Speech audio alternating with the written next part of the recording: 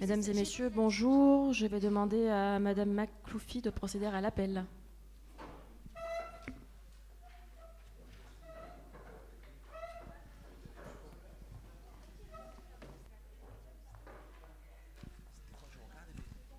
Bonjour à tous. À Damien Silva, pouvoir donner à Thibaut Charpentier. À Juste Chantal. À Tia Hayat. À Toura Camélia, pouvoir donner à Camélia Makloufi. Écart Céline. Bareil Marion. Benaouda Farida. Benfer Sami. Benkedja Rania. Bérard Anthony. Berthéi Julien, pouvoir donner à Frédéric Picarelli. Bétira Abdelkarim. Birgine Corinne. Bosque Christian. Bruman Romain. Doudja Boukrine. Chaïd Safia. Charpentier Thibault. Cisneros Caroline. David Chéry. Dudiozer Cédric. Falek Aurélie. Farkas Monique. Furfaro Sophie. Galtier David. Gasmi Kader. Hassani Keltoum. Koubiflotte Pierre-Olivier. Lamy Dany. Lastraioli Lucie. Le Louis Gisèle. Makloufi Camélia présente. Monchi Didier. Ouanessian Franck. Pénaud Vanessa. Paul Ulriquet, pouvoir donner à Céline Écart. Petit Marc.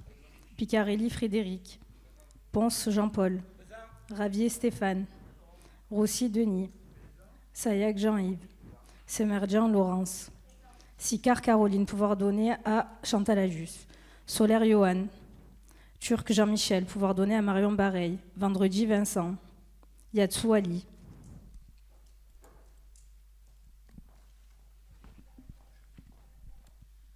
Merci Madame Makloufi.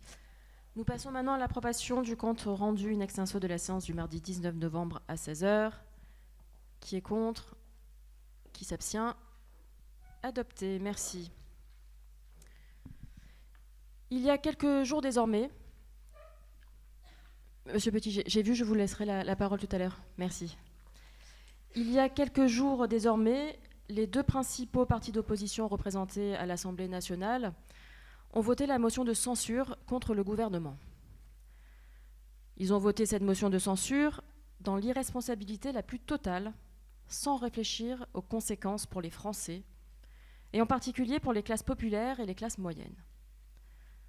Incapables de gouverner ensemble, mais capables de se retrouver pour voter la censure. C'est le triste spectacle auquel nous avons assisté.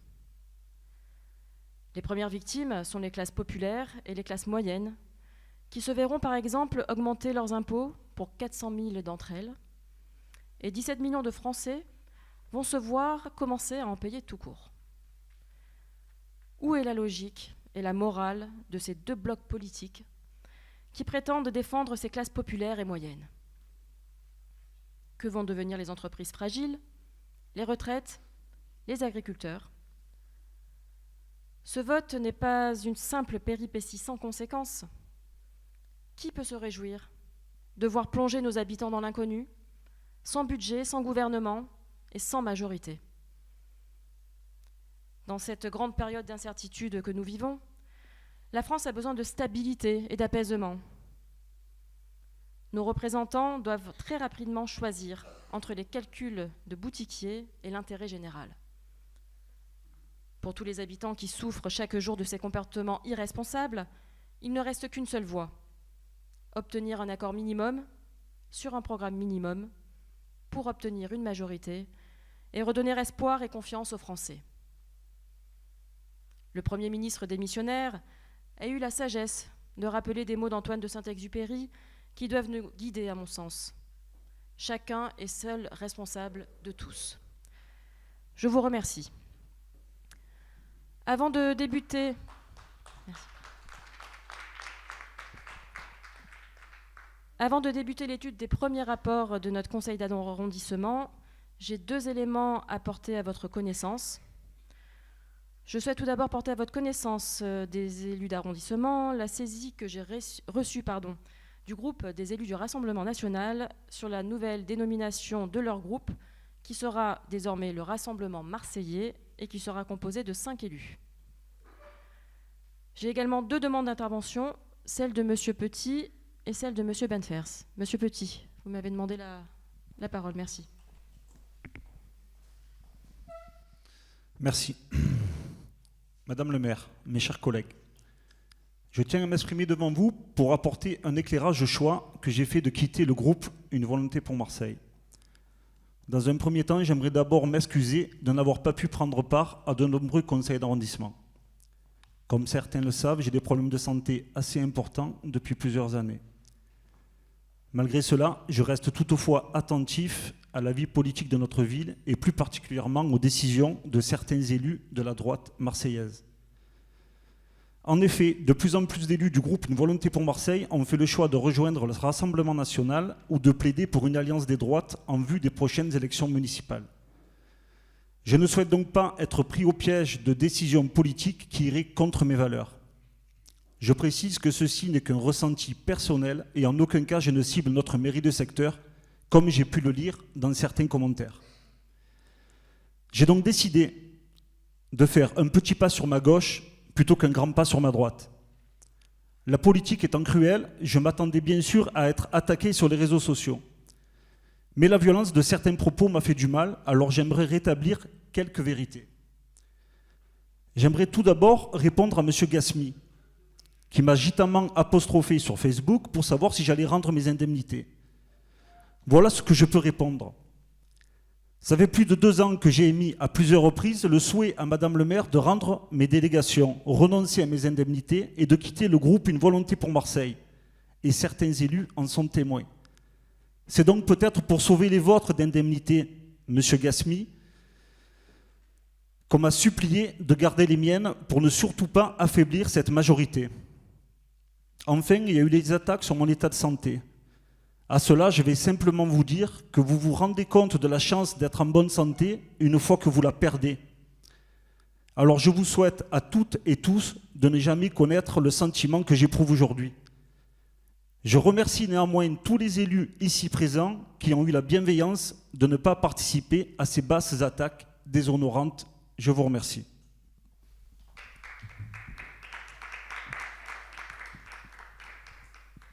Monsieur Benfer.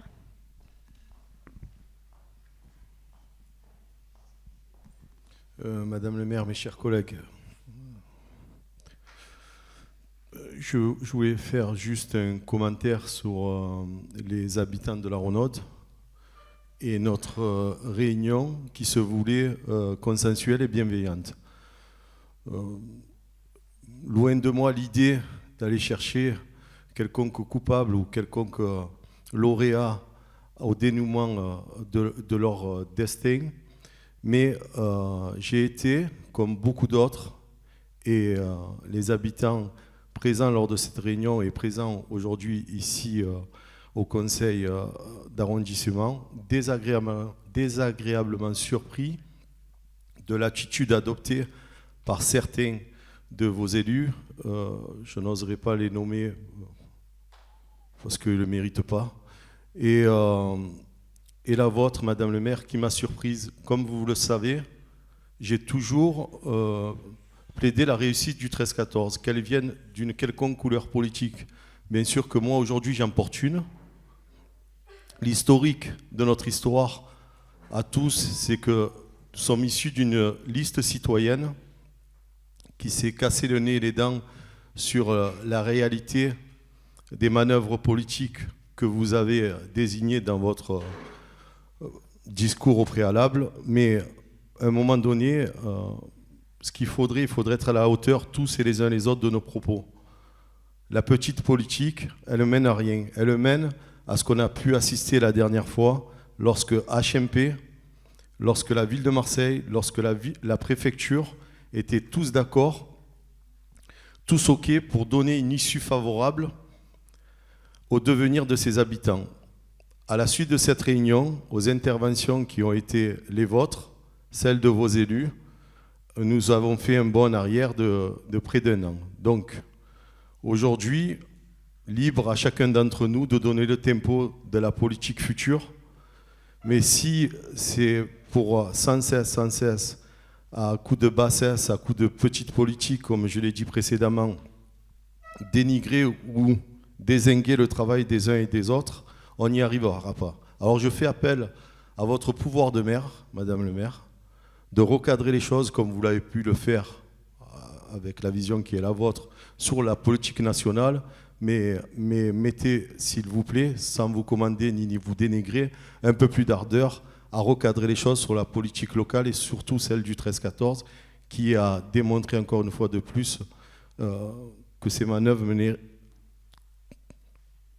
pratiquement tout le temps à l'échec. Je vous remercie. Madame Pénaud.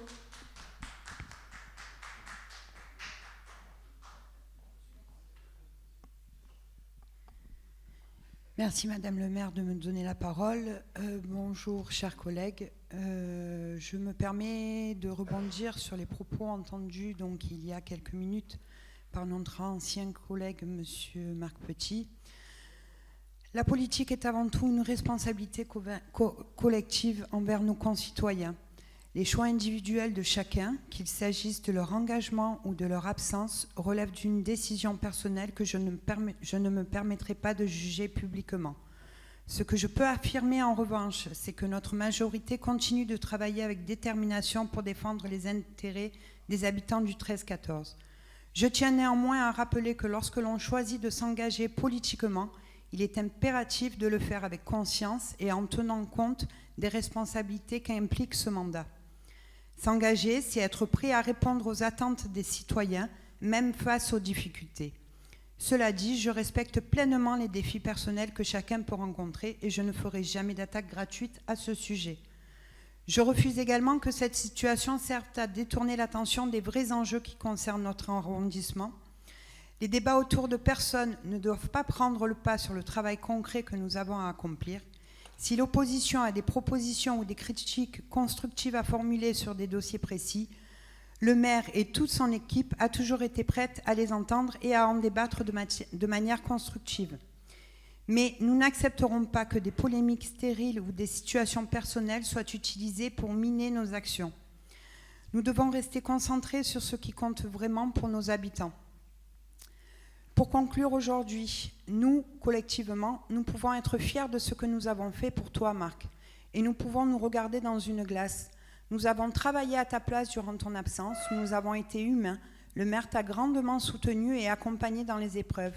Et pour tout cela, la seule intervention que tu aurais dû faire ce soir aurait été te dire merci.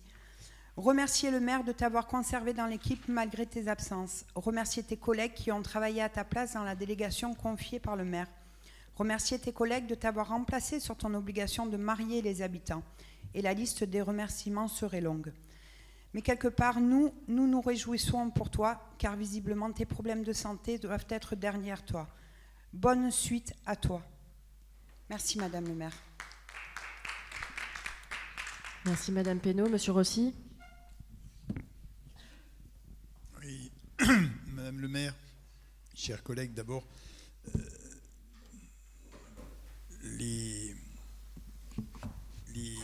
moments politiques font que lorsqu'on quitte une équipe, lorsqu'on quitte une majorité, lorsqu'on quitte, on est dans des moments extrêmement compliqués et c'est jamais très agréable, surtout lorsqu'on a cheminé ensemble depuis des années, de pouvoir s'apostropher les uns et les autres. Notre collègue Marc Petit rappelait, non sans raison, une situation liée à la santé. Et la santé, il a bien raison de rappeler que malheureusement, lorsqu'on en est dépourvu, effectivement, on mesure à quel point, lorsqu'on l'a, on est soi-même, des fois, fort inconscient d'en être dépositaire. Néanmoins, c'est le contexte qui veut ça. Je le dis à notre collègue Samy Benfer. Aujourd'hui, n'importe quel média se jette sur à peu près tout sur une demi-phrase, un quart d'interprétation, relever je ne sais quelle situation compliquée. Je crois que sur ce territoire, et je le dis avec beaucoup de respect, il y a effectivement un, peut-être deux, peut-être trois, d'ici la fin de ce mandat, de collègues qui choisiront d'autres orientations. Après tout, c'est pas interdit de les choisir, c'est la vie démocratique. Ça, on peut des fois ne pas être d'accord, qu'on le fasse par idéologie, pour certains par opportunisme. Moi, je ne suis pas capable de le qualifier, mais les choses sont ce qu'elles sont. Néanmoins, le départ d'un collègue avec qui on a travaillé ne devrait pas souffrir d'interpellations d'une autre nature. Et je le dis avec beaucoup vraiment de recul sur ça. Voilà, le choix qu'a fait Marc, c'est un choix qui lui est personnel. J'invite chacun et chacune à ne pas l'utiliser pour ce qu'il n'est pas, et renvoyer, comme ce fut le cas, à un certain nombre de collègues auxquels il appartenait de sa majorité, qu'ils étaient en train, doucement ou par opportunisme, de glisser sur je ne sais quelle position, n'était pas tout à fait adapté de part et d'autre. Donc je crois que la question n'est plus de chercher qui est responsable de cette situation, la question c'est trouver l'accalmie nécessaire dont nous avons besoin. Alors nous sommes à 15 jours de moments un peu fraternels, on approche de Noël. Moi je peux souhaiter qu'à Marc de retrouver la santé, surtout de retrouver la santé et d'avoir une vie personnelle bien en deçà de ce qu'est la chose publique, qui n'est pas tout dans la vie publique. Quant aux apostrophades que nous pourrions avoir les uns envers les autres, je nous invite à les éviter dans le contexte actuel. Madame le maire rappelait la situation de la France. Nous sortons d'ailleurs avec un collègue qui est ici, conseiller départemental, d'une séquence du département. Nous sommes sur des budgets aujourd'hui à moins de 30%, sur une situation de précarité qui s'écroule sur Marseille, sur les Bouches-du-Rhône. Je dois vous dire que ce qui nous interpelle aujourd'hui, c'est bien la situation des usagers, des habitants, quels que soient les territoires. Et nous sommes sur des territoires où malheureusement, les gens aujourd'hui sont en grande précarité. Plus de 200 000 personnes, je le rappelle, sur Marseille. 70% de ces personnes travaillent. 70% de ces personnes travaillent. 21% sont des gens qui sont à la retraite, sont en situation de grande précarité. Voilà ce qui devrait honnêtement nous animer les uns et les autres. Il va venir le temps de la confrontation, que personne ne s'inquiète. Il va venir. Mais je sais que tout le monde a les yeux sur les sondages, sur les regards, sur qui fait quoi, qui pèse. C'est à la fin qu'on compte, c'est jamais au début. Et je lui dis ça parce que je souris lorsque certains auraient tendance, au regard de tel et tel résultat, monté ou pas, à minorer les influences des uns et des autres. Attention de ne pas humilier qui que ce soit dans la chose publique. Je le dis ici avec respect, parce qu'ici il n'y a que des gens élus qui sont légitimes. Il n'y a pas d'illégitimes ici, il n'y a que des gens légitimes, quels que soient les mandats des plus prestigieux à des mandats qui sont les nôtres. Voilà, donc le départ d'un collègue, c'est douloureux. Lorsque vous avez décidé vous-même, avec un certain nombre de collègues, de quitter cette majorité, ce fut douloureux pour certaines d'entre nous qui se sont dit, mais nous avons cheminé ensemble, c'est dommage. Et puis, la vie publique, c'est ça passe aussi par ces trucs-là. Ça ne souffre pas d'une quelconque détestation. Se confronter, oui. Se détester, si possible non, parce que franchement, ça n'en vaut pas la peine. Et lorsqu'on ramène ça à des problèmes de santé, je le dis à Marc avec presque une vraie affection. La santé, c'est quelque chose de sacré, c'est quelque chose que nous te souhaitons. Je te le dis, nous te souhaitons.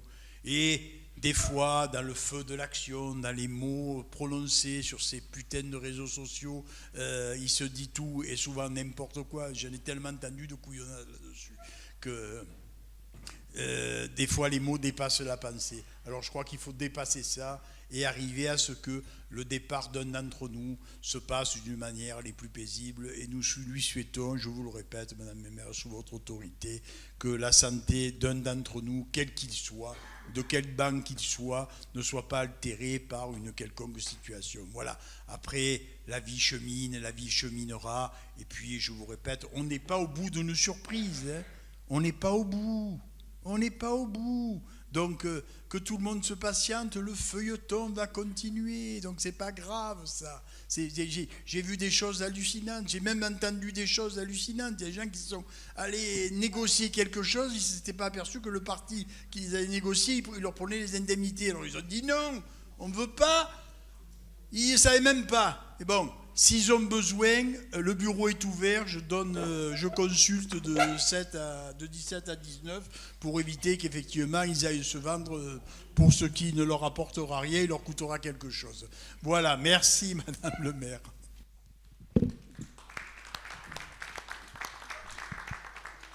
Monsieur Dudezer.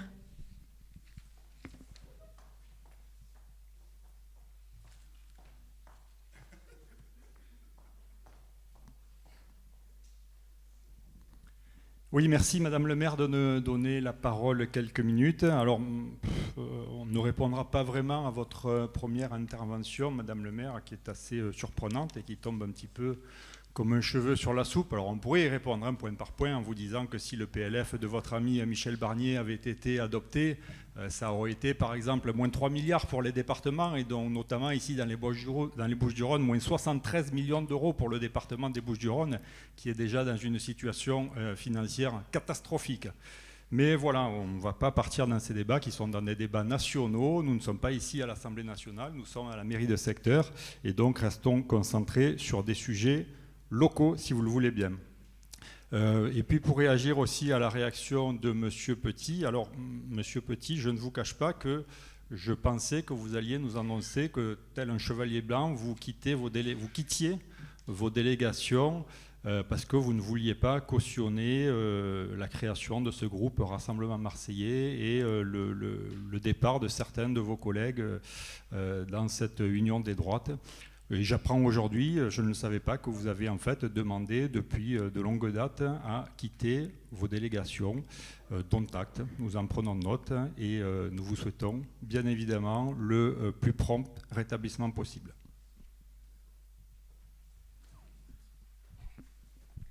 Allez, merci pour tous vos échanges et je me permettrai encore une fois de remercier l'ensemble de la majorité de la mairie de secteur pour tout le travail et l'engagement profond dans l'intérêt de nos habitants. Et je vous propose maintenant que nous passions au rapport de ce jour. Et c'est Madame Atia qui nous présente les 8 premiers rapports. Merci.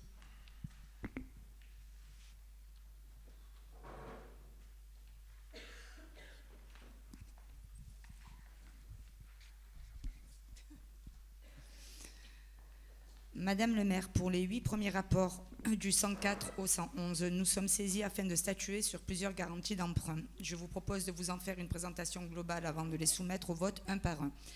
Villoger à Bâtiment D, les restants de Frévalon, les restants du Vallon Frévalon, acquisition en VFA de 11 logements sociaux dans le 13e. Unicile, Notre-Dame de la Consolation, 38 acquisitions en VFA de logements sociaux dans le 13e. Unicile Géranium, acquisition de VFA de 34 logements PLI dans le 14e. Villogia, bâtiment C, les restants du Vallon Frévalon, acquisition en VFA de 16 logements sociaux dans le 13e. Villogia, bâtiment A, les restants du Vallon Frévalon, acquisition en VFA de 18 logements sociaux dans le 13e. 3F Sud, La Morelle, acquisition en VFA de 21 logements dans le 13e. Unicile Géranium, acquisition en VFA de 13 logements PLS dans le 14e. Unicile Notre-Dame de la Consolation, acquisition en VFA de 34 logements logements sociaux PLI dans le 13e.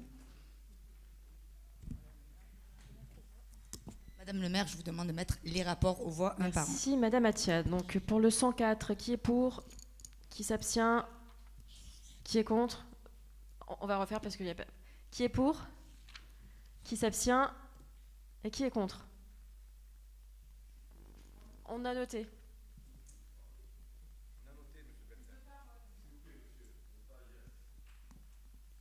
S'il vous plaît, Monsieur Benfer, vous voulez prendre la parole? Allez, je vous laisse la parole.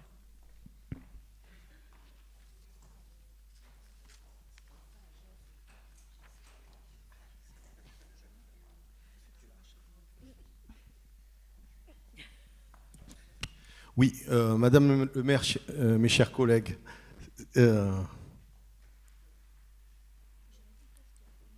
non,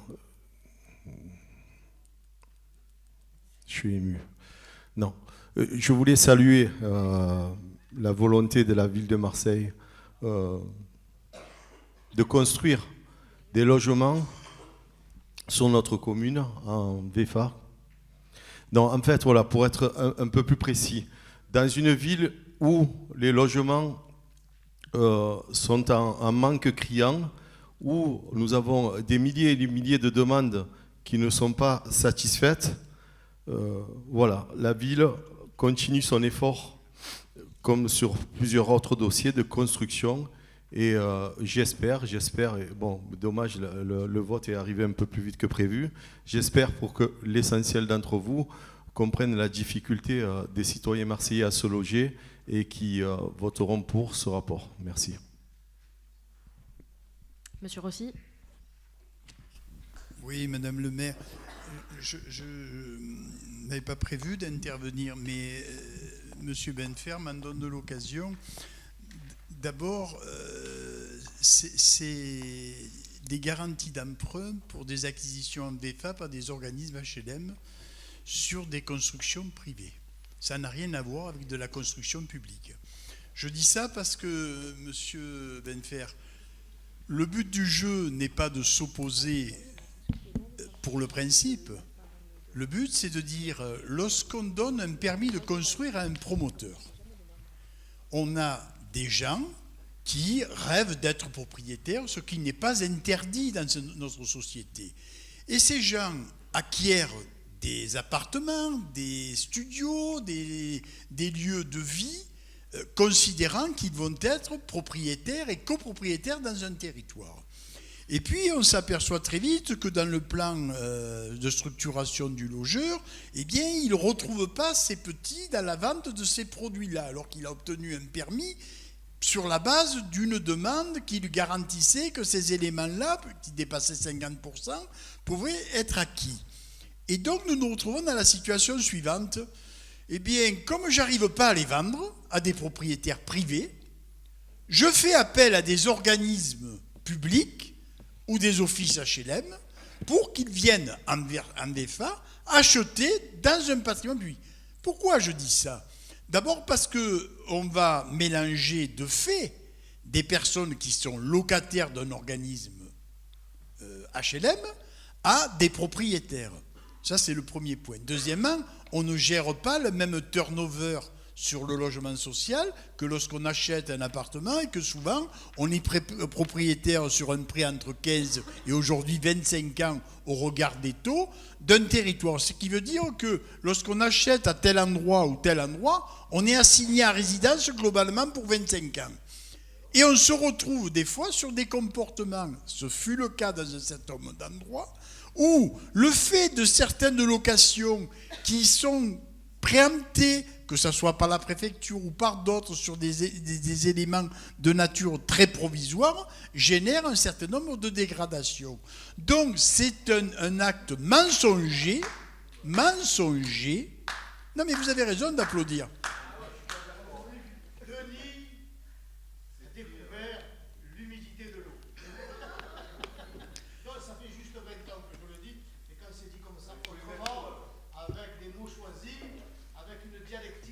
Sur un VFA. Eh bien, ça prouve, Monsieur Ravier, que c'est pas interdit, comme disait Churchill, de changer d'avis, et qu'il n'y a que les couillons qui ne changent pas d'avis. Voilà. Néanmoins, c'est pas de ça. Non, il n'y a rien de grave. Oui, non, mais être grave, c'est quand on ne comprend pas le sujet. Non. Mais pas du tout. Personne ne me gêne, moi. Mais il n'y a rien de grave. Comment dire ?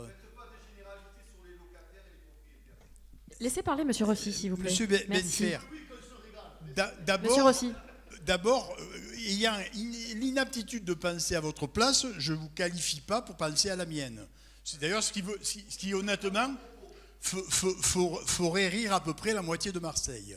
Mais très honnêtement, pour l'autre moitié qui est sérieuse, on a passé on construit, on donne des permis à de l'acquisition VFA. Donc le sujet, il n'est ni maîtrisé ni compris.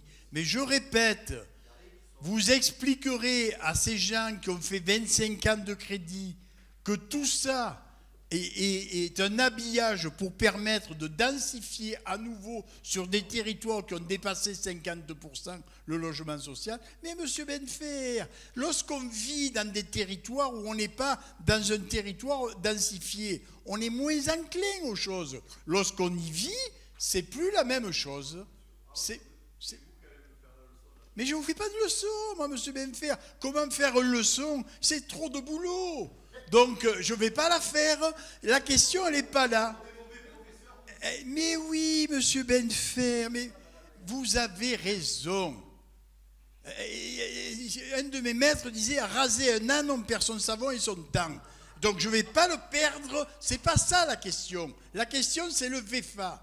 C'est un habillage déguisé d'une augmentation de logement social sur un territoire qui a dépassé 50%. C'est trop, il n'en faut plus, et il faut arrêter qu'il y ait des montages de cette nature-là. Et si j'étais vous, participant aux réunions des CIQ où vous participez fréquemment, c'est-à-dire jamais, vous entendrez des gens qui diraient « on en a marre de la densification ». On en a marre, mais c'est pas le bruit qui fait la différence. Hein. C'est pas le bruit. Donnez-lui un microphone, ça fera plus de bruit. Oui, mais j'entends bien. D'ailleurs, je vous invite à relire les choses. Donc, je répète, les VEFA, c'est non. Hypothétiquement, bloquer des gens qui ont fait des prêts qu'on a... Et d'ailleurs, je me demande même si, moralement... Mais bien sûr, c'est déjà sorti. Mais monsieur Benfer, vous n'avez pas bien compris. Je sais bien qu'il faut une grille de lecture. Mais ce qu'on nous propose là, c'est déjà construit. C'est déjà construit. C'est pas un permis. C'est des garanties d'emprunt pour un VEFA. Est-ce qu'il y a quelqu'un qui peut donner le mode d'emploi? C'est plus simple. Enfin. Eh bien, si vous le connaissez, dites-lui. Ça nous reposera. Voilà. Le VEFA, c'est non. Et les permis de construire pour densifier, c'est non aussi. Voilà. Parce que le territoire de Marseille, il repose sur 16 arrondissements et il est quand même légitime que les choses soient réparties en matière territoriale. Voilà. Maintenant, je peux le dire dans plusieurs langues si vous voulez. Mais... Je vous inviterai à le dire dans d'autres endroits. Partout, je viens. Partout. Oui, partout. Voilà, madame le maire, c'est épuisé. De toute façon, ça ne sert à rien. Il n'a pas compris, ça ne sert à rien. Merci, monsieur Rossi, pour la clarté Alors, de vos propos que vous portez également dans les AG de CIQ. Alors, j'ai plusieurs prises de demande de parole, donc madame Mathia et ensuite monsieur Dudiezer.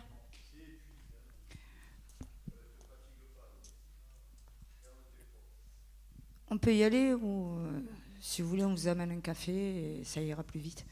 Monsieur Ravier, juste pour vous préciser, non, ce que vous avez fait, c'est pas honnête, mais bon, venant de vous. Vous ciblez, quand il a parlé de détérioration, vous ciblez une certaine population que vous jugez fautive. Non, mais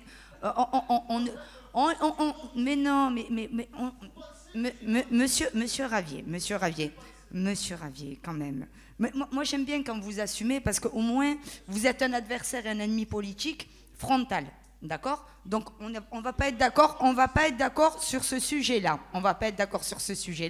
Donc, n'applaudissez pas trop, parce que bon, c'est pas du tout ça. Ensuite, Monsieur Benfer, puisque vous... Non, mais il n'y a pas de souci, hein, je ne veux pas vous interrompre. Hein. Mais alors, je ne vais pas rentrer dans le volet technique. Et puis, Denis vous a fait, je pense, vous a donné des détails. Non, mais laissez parler les gens, monsieur Benfer. Moi, je vous ai laissé parler. On ne va pas chaque fois dire la même chose. Par contre, il vous a expliqué la différence. Donc, j'espère que maintenant, vous l'avez bien enregistré. Mais moi, j'aimerais vous poser une question très claire. Nous sommes issus des quartiers nord, d'accord ? Et ici, dans le 13-14, encore une fois, parce que ce n'est pas la première fois qu'on le dit, nous concentrons le plus de logements sociaux. Moi, j'ai une question à vous poser. est-ce que ça ne semble pas être une assignation à résidence pour une certaine catégorie de population? Est-ce qu'il n'y a pas lieu de se concentrer sur d'autres arrondissements qui donnent sur la mer, pas du côté de l'Estac, hein, du côté du Roucas, du côté du Prado, qui donnent sur les collines, sur les Calanques. Là, à ce moment-là, j'aurais aimé vous voir défendre ça. Et ça, vous le dites. Non, vous ne le dites pas. Quand vous l'avez. Vous ne l'avez jamais. Vous êtes conseiller municipal. Vous êtes conseiller municipal et vous siégez avec moi dans l'hémicycle marseillais qui concerne tous les arrondissements de Marseille.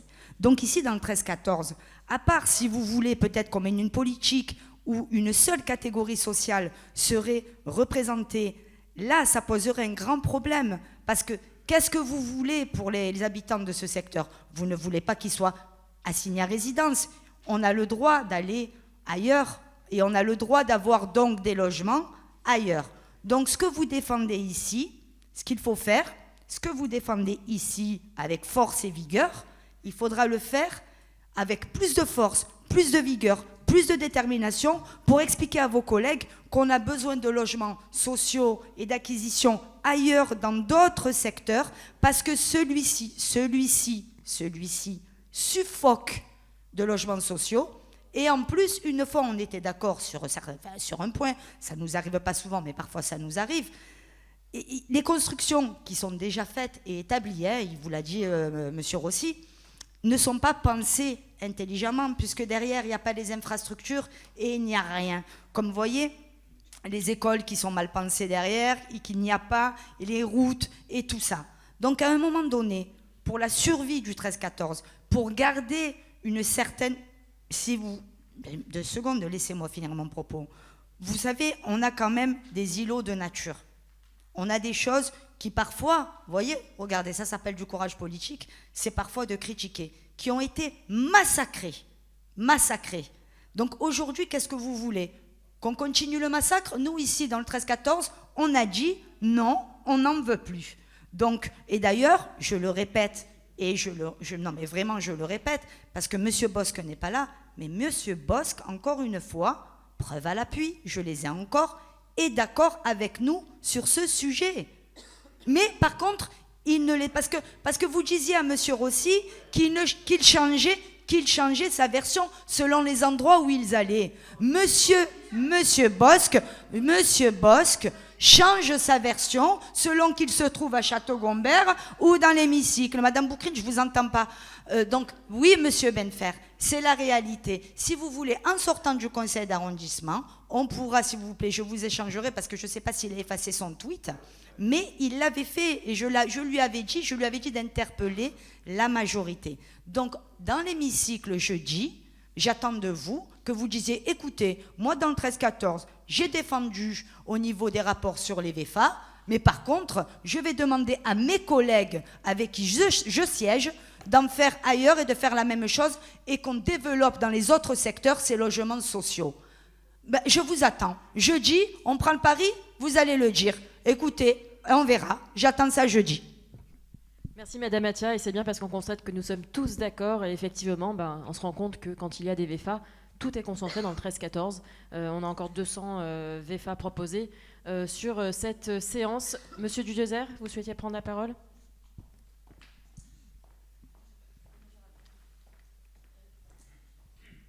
Oui, merci Madame le maire. Alors nous non plus, comme Monsieur Rossi, on ne pensait pas intervenir sur ces rapports, mais comme tout le monde est intervenu, on va amener nous aussi notre petite contribution. Mais ce sera très rapide, rassurez-vous, puisqu'on est déjà intervenu 36 fois sur ces dossiers. Et juste pour dire, effectivement, Monsieur Benfer, on est conscient qu'il faut construire des logements, mais votre majorité s'était engagée, et pour une fois, c'est rare, mais ça arrive, je vais être d'accord avec ce qu'a dit Madame Atia, votre majorité s'était engagée à diminuer la pression des logements sociaux sur les quartiers nord, qui comprennent, on le sait, on les a déjà cités 100 fois ces chiffres, hein. 37% sur le 13e, 45% sur le 14e, 47% sur le 15e. Donc votre majorité s'était engagée à diminuer cette pression. Et en fait, sa nouvelle majorité. Hein. Pardon ? Sa nouvelle majorité. Oui, sa nouvelle, bien sûr. Ça fait un moment maintenant. Ça fait un moment maintenant. Voilà, c'est ça. Allez, laissez-moi finir, Monsieur Benfer. Vous réglerez vos comptes après avec vos anciens amis. Et donc, on voit que... Allez, comme vous voulez. Et on voit conseil après conseil qu'en fait, vous continuez à construire massivement des logements sociaux dans les quartiers nord. Et notamment là, on voit qu'il y a de nouveau pas mal de logements à Frévalon. C'est vrai qu'à Frévalon, il en manque des logements sociaux. Il n'y en a pas assez. C'est urgent d'en construire un peu plus. Et notamment, vous avez vu où est-ce qu'ils sont construits, ces logements sociaux, sur une des dernières parcelles qui est restée sur l'avenue de Frévalon, un des derniers petits poumons verts qui est resté sur l'avenue de Frévalon. Allez, bim, on est allé construire des logements sur cette avenue de Frévalon. Alors qu'on a un rapport, laissez-moi finir, on a un rapport juste un petit peu plus loin qui concerne la rénovation urbaine de Frévalon, où on nous dit Frévalon est sur la liste des quartiers prioritaires de la politique de la ville, présentant les dysfonctionnements urbains les plus importants. Et donc il faut valoriser le patrimoine naturel du quartier, ouvrir le quartier sur son paysage naturel, restaurer des continuités paysagères entre la colline et le Jarret, renforcer la présence de la nature dans le quartier en lien avec la désimperméabilisation et les enjeux de gestion de l'eau. Ce n'est pas moi qui l'écris, c'est vous, sur un rapport suivant. Alors en fait, vous faites tout et le contraire de tout. Ah, et monsieur le sénateur qui a demandé la parole également.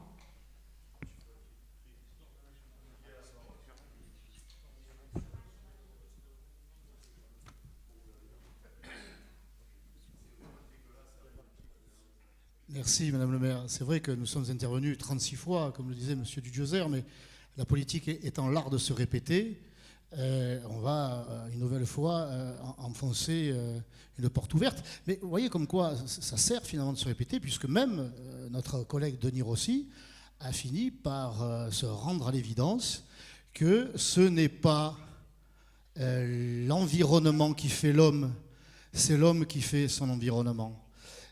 Preuve en est, Madame Atia, vous qui affirmez que nous avons un problème de logements sociaux. On n'a pas de problème de logements sociaux.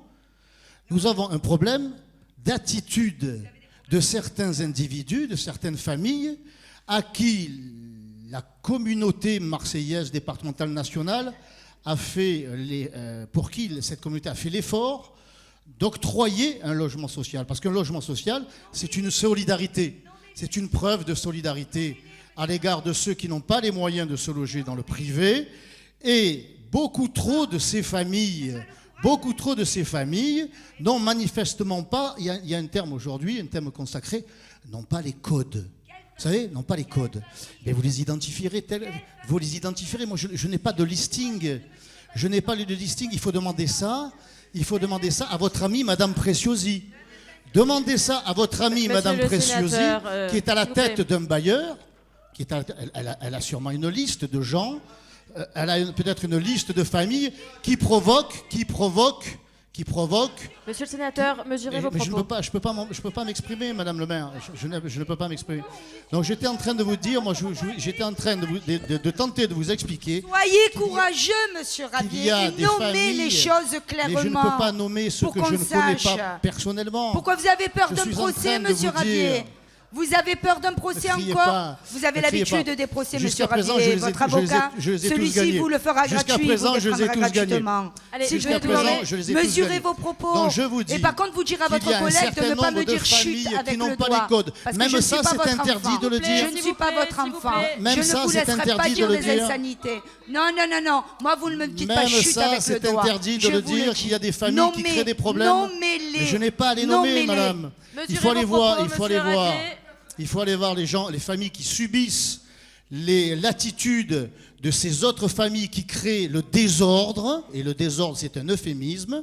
Eh bien, l'attitude de ces familles-là pousse les autres locataires, parce qu'il y a des locataires qui se comportent très bien, et les propriétaires à considérer, comme vous le faites vous aujourd'hui, que le logement social est un problème. Or, je persiste à dire que le logement social n'est pas un problème, vu que, et on le voit dans ces rapports, ces logements sociaux, à la base, ce sont des logements privés. Ils ont donc la même qualité de vie que les logements privés. Donc ce n'est pas le logement social en lui-même qui est le problème. Ils sont dans les quartiers à Frévalon. À Frévalon, le potentiel acheteur, quand il vient à Frévalon et qu'il est contrôlé à l'entrée par le STUP, qu'il y a des manifestations d'individus, je dirais, pour ne pas tomber sous le coup de la loi, des manifestations proches des islamistes qu'il y a toutes sortes d'insécurités. Les musulmans, Alors qu'à Frévalon, il y a tous les services publics et privés dont les familles ont besoin. Tous les services publics qui n'existent pas à Château-Gombert. Eh bien, les potentiels acheteurs privés prennent leurs jambes à leur cou et finalement n'achètent pas, ce qui fait le bonheur, évidemment, des bailleurs. Et viendront là des familles qui auront, pour certaines, des attitudes qui ne correspondent pas à ce fameux vivre ensemble. Merci de vous dévoiler. À cette religion laïque et obligatoire à laquelle vous nous invitez, eh bien, il y a des familles qui n'en veulent pas. Voilà, c'est légitime, c'est leur droit. C'est leur droit. Bon, c'est ça la réalité. Tant que vous n'aurez pas compris que c'est aux familles à s'adapter au cadre et pas à l'inverse, eh bien, vous irez encore d'échec en échec, échec financier, échec social, échec sécuritaire, mais puisque ça vous heurte, ça vous piétine la horte de reconnaître que j'ai raison, eh bien vous êtes une jusqu'au-boutiste. Eh bien moi je remercie et je félicite M. Rossi de se rendre à l'évidence, parce que c'est un diagnostic qui est partagé par tous les CIQ, par toutes les familles qui se comportent normalement, Madame Attiard, que ça vous plaise ou pas, mais vous vous entêtez. Tant pis pour vous, vous le paierez aux prochaines élections. N'empêche que vous avez manqué d'un courage absolu, Monsieur Ravier. Vous auriez dû nommer, vous ne l'avez pas fait. Vous ne l'avez pas fait et vous savez très bien qui vous ciblez. Vous savez très bien mais quel genre de famille n'a pas l'école? Dites-le. Mais vous le savez, c'est vous qui en parlez. Ce n'est pas moi, c'est vous qui en parlez. Nommez-les, dites-le. Décrivez. Ayez ce courage politique. Ce courage politique. Vous ne l'avez pas. C'est tout ce qu'on retient. Vous n'avez pas de courage politique. Et en filigrane, ce que vous dites, tout le monde l'a compris. Non, mais Madame le maire, juste 2 secondes. Juste 2 secondes. Juste ce parti-là, n'oubliez pas quelque chose. Vous dites que nous, on le regrettera. Vous savez, il y a des gens, ces gens-là que vous ciblez. Quand vous avez besoin de leur voix, quand il s'agit d'aller les chercher, vous y allez, et là vous les considérez comme français et avec les codes, vous les considérez comme laïcs. C'est une honte ce que vous avez fait aujourd'hui, et c'est une honte, et vous avez manqué de courage. Allez, et encore une fois, nous ne sommes même plus surpris. Monsieur le sénateur, écoutez, vos propos sont honteux. Encore une fois, nous ne sommes pas surpris par vos prises de position, mais maintenant je vais vous demander un peu de calme. Monsieur Benfer, pour clôturer, parce qu'on va finir le débat, s'il vous plaît. Pour clôturer, je vais essayer dans le calme. Une fois de plus, Monsieur Ravier, avec des propos racistes, assimiler de désigner, de faire. Alors je vais répondre. Monsieur Benfer. Je vais vous répondre. Je vais vous répondre. Je vous demande maintenant de parler des VFA, c'est le sujet du rapport. On ne s'éloigne pas, s'il vous plaît. Merci. Allez, stop. Très bien, allez. Très bien, Monsieur Ravier. Peut-être que vous avec, hein. Peut-être que vous avec. C'est ça. Allez, on va arrêter, on n'est pas là. Madame le maire, s'il vous plaît. Allez, stop, s'il vous plaît. Un peu de calme. Nous sommes qu'au premier rapport de cette séance. Merci. S'il vous plaît. Monsieur Benfer. Alors, allez, s'il vous plaît, un peu de calme. Un peu de calme, s'il vous plaît. Alors, pour finir avec Monsieur Ravier, quand il fait un parallèle avec la situation sociale des habitants propriétaires et locataires, et dans le même propos associer les musulmans, associer une fois de plus les musulmans, je sais... c'est filmé. Bon, sur ce, j'ai fini. C'est filmé. Donc, une fois ça... Calmez-vous, Monsieur Ravier. Monsieur Ravier, calmez-vous. Calmez-vous, Monsieur Ravier. Mais de quoi? Sachez une chose, Monsieur Ravier, la politique n'est pas l'alpha et l'oméga de ma vie. Et Monsieur Ravier, allez, un peu de calme. On va passer. Je n'en vis pas. Et j'ai pas construit mes revenus sur la politique. Donc je suis aux abois de rien du tout. Je vous rassure. Monsieur Benfer. Une fois ça dit. Quand on parle de logement social, bien sûr que le logement social, sa construction doit être répartis de manière équitable sur tous les territoires marseillais. Mais ça vous aura pas échappé. L'élu, humblement, qui a fait une réunion dans le 13e en y associant les promoteurs, en y associant les bailleurs, en y associant tous les professionnels de la construction et de l'habitation, c'est M. Benfer Sami. Et il y avait, oui, tant qu'à faire, c'était pas la mosquée, hein, je rassure M. Ravier, c'était pas la mosquée. Mais ce que je veux dire là, c'est qu'il y avait des présidents, il y avait aussi des présidents de CEQ.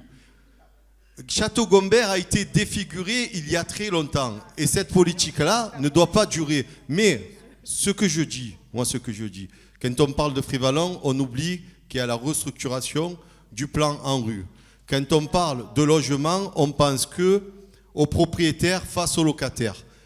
Les uns ou les autres, et même si les autres plus que les uns, doivent respecter des règles. Le souci n'est pas là. Vous faites un clivage entre des gens qui sont de classes sociales différentes. Les règles sont les règles, doivent être respectées. Mais il faut arrêter d'amalgamer tout le monde. Là, vous dites, on n'en veut plus des pauvres dans le 13-14. Mais des pauvres, ils n'ont pas choisi d'être pauvres, ok ? Et s'il y a des montages, Monsieur Rossi, de la sorte, s'ils n'existeraient pas, dans la crise actuelle du logement, tous ces projets tomberaient à l'eau. Et même s'ils sont sortis de l'eau, tous les promoteurs et constructeurs mettraient la clé sur la porte. Mais derrière cela, il y a des emplois, il y a des travailleurs et il y a des familles. Donc, je ne suis pas, et la mairie de Marseille ne l'est pas, et a marqué son clivage vis-à-vis de l'ancienne majorité de construire à outrance et imbécilement. Ça, c'est faux. Il faut arrêter de dire ces mensonges-là. Et non, mais je finis. Parce que dans le 13-14, vous savez quelle est la problématique et sur quoi on nous interpelle tous. C'est le logement. Le logement. Nous sommes dans le lieu où il y a le plus de foncier. Je ne dis pas qu'il faut construire à outrance. Mais s'il vous plaît, soyons raisonnables avec les plus faibles d'entre nous. Ok ? C'est pas la ligne de M. Ravier, c'est pas son sentiment, c'est pas ses codes, mais soyons un peu respectueux de cela. Alors quand j'entends M. Rossi qui va raconter des blagues à la Busserine, ils ne sont pas les mêmes lorsqu'il est à la Roseraie et quand il est à Château-Gombert, c'est à chaque fois, c'est jamais les mêmes versions. Non, Madame le maire, moi je veux bien, mais comme je vous l'ai dit, les règles, il faut les faire pour tout le monde. Quand on m'apostrophe, on me questionne, vous laissez l'histoire sans fin, quand M. Ravier tient des propos insultants vis-à-vis d'une partie des citoyens, il faut le faire, et là je m'y plairai. Mais c'est pas à chaque fois que j'ouvre la bouche, vous allez me faire ce que vous faites, là, votre pouvoir de police. Donc j'en finis là. Madame Atia, vous m'avez interpellé, je vous réponds. On est du même territoire, on n'est pas dans le même camp, mais les idées sur cela, on est d'accord. On ne va pas stigmatiser les gens et on ne va pas construire des bars quand des gens sont propriétaires imbécilement. La mixité sociale, elle ne s'est jamais faite. Si elle doit en passer par là, elle doit se faire. Et les gens seront tirés vers le haut, au lieu de les laisser dans des ghettos sociaux, qui ne sont ni des ghettos ethniques, ni des ghettos religieux. Allez, c'est bon. Et M. Benfer, essayez d'un peu moins de manquer de respect, s'il vous plaît. Allez, le 104 a été voté. On passe au 105. Qui est pour ? Qui s'abstient ? Qui est contre ?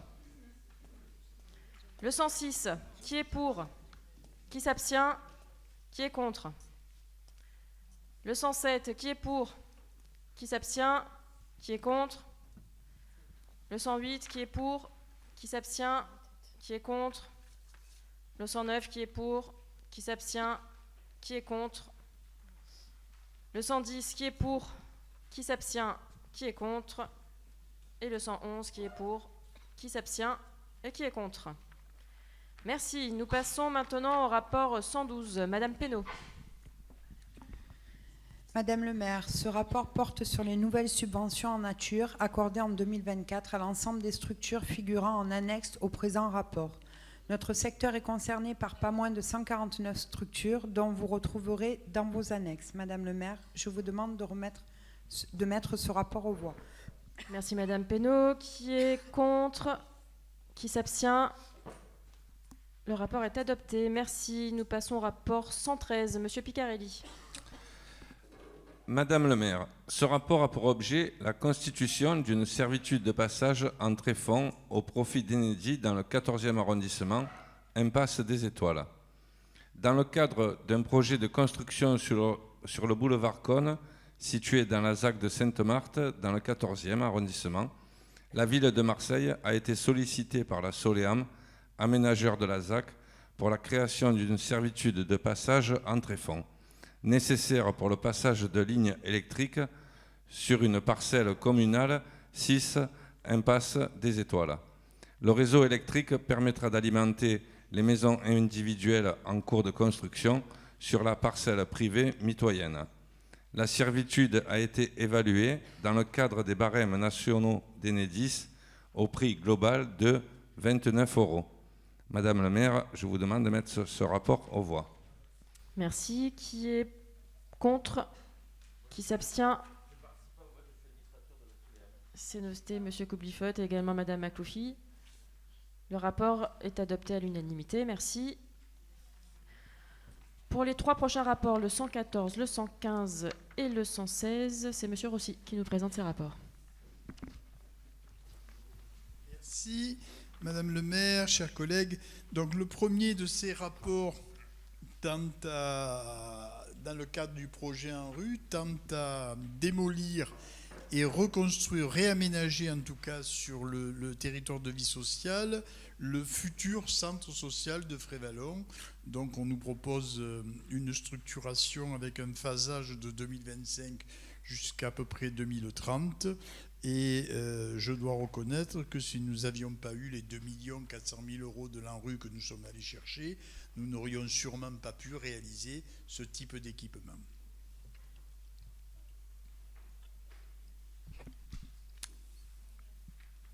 On passe au vote pour le 114. Merci, Monsieur Rossi. Qui est contre? Qui s'abstient? Adopté. Et je vous laisse poursuivre avec le 115, Monsieur Rossi.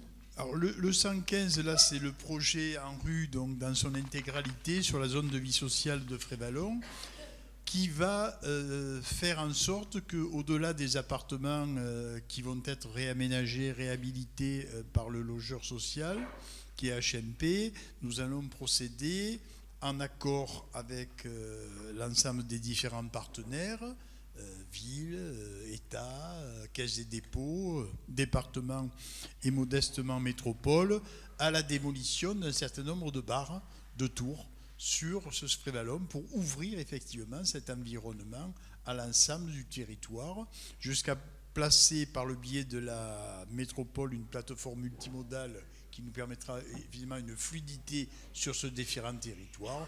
C'est le projet qui se propose d'être présenté aux différents corps constitués et habitants dans le semestre ou le trimestre 2025. Merci, Monsieur Rossi. Qui est contre? Qui s'abstient? Adopté. Et le 116, Monsieur Rossi. C'est une répartition classique sur les investissements dans le cadre de la politique de la ville. Ça ne souffre pas d'aucun commentaire particulier auprès des structures concernées. Voilà. Merci, Monsieur Rossi, et merci pour tout le travail que vous faites dans le cadre de votre délégation concernant la politique de la ville. On passe donc au vote. Qui est contre? Qui s'abstient? Le rapport est adopté. Merci. Et nous passons au rapport 117. Madame Cisneros. Madame le maire, mes chers collègues, ce rapport a pour l'objet l'approbation de l'affectation de l'autorisation programme relatif à la préfiguration aux études et aux travaux de la Bastide Massonnet dans le 14e. Pour mener à bien la phase 2 du projet, il est proposé de réaliser les travaux de réhabilitation totale de la Bastide Massonnet originelle, construction d'une extension à la place du bâtiment annexe, ainsi que l'aménagement du jardin afin d'accueillir les tiers-lieux santé et délocalisation du BMDP de Saint-Joseph. La relocalisation du BMDP de Saint-Joseph à proximité répond en effet aux priorités de la municipalité en matière d'amélioration du service rendu aux administrés et de leurs conditions d'accueil, en particulier pour leurs démarches du quotidien. Pour mener à bien cette opération, il convient de prévoir l'approbation de l'affectation de l'autorisation de programme relatif aux travaux à hauteur de 5 800 000 €. Pour le financement de cette opération, des subventions aux taux les plus élevés possibles seront sollicitées auprès des différents partenaires de la ville de Marseille. Madame le maire, je vous demande de mettre ce rapport aux voix. Merci, Madame Cisneros. Madame Boucrine, ensuite Monsieur Dudiozer.